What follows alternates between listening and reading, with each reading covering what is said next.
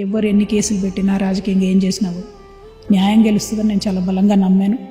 నమ్మినట్టుగానే జైల్లో ఉన్నప్పుడు లేదు నేను ఇంకా చాలా రోజులు జైల్లో పెడతారంట, మనం పార్టీ మర్జ్ చేసినా సరే ఖచ్చితంగా నీకు తొందరగా బయటికి రావాలి అన్నటువంటి మాటలు వచ్చినప్పుడు కూడా నేను ఒకటే మాట చెప్పాను. ఫస్ట్ ఆఫ్ ఆల్ ఇది వ్యక్తిగతమైనటువంటి విషయం కాదు, మన బీఆర్ఎస్ పార్టీని కంప్లీట్గా సమూలంగా నిలబట్టం చేయడానికి జరుగుతున్నటువంటి ప్రయత్నం.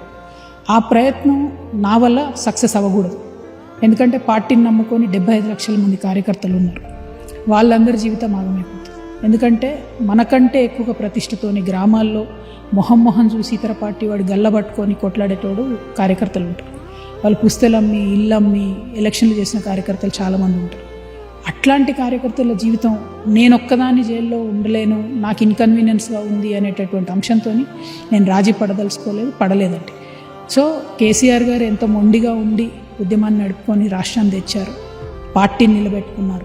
నేను అంతే మొండిగా ఉండాలని నిర్ణయం తీసుకున్నా కాబట్టి అంతే మొండిగా ఉండే ఇవాళ పార్టీ బలంగా ఉంది. ఖచ్చితంగా ఇప్పుడు మీరు చూస్తారు రాబోయే లోకల్ బాడీ ఎలక్షన్స్ కానీ అసెంబ్లీ ఎలక్షన్స్ కానీ బీఆర్ఎస్ మంచిగా విజయం సాధించి తిరిగి వస్తుంది.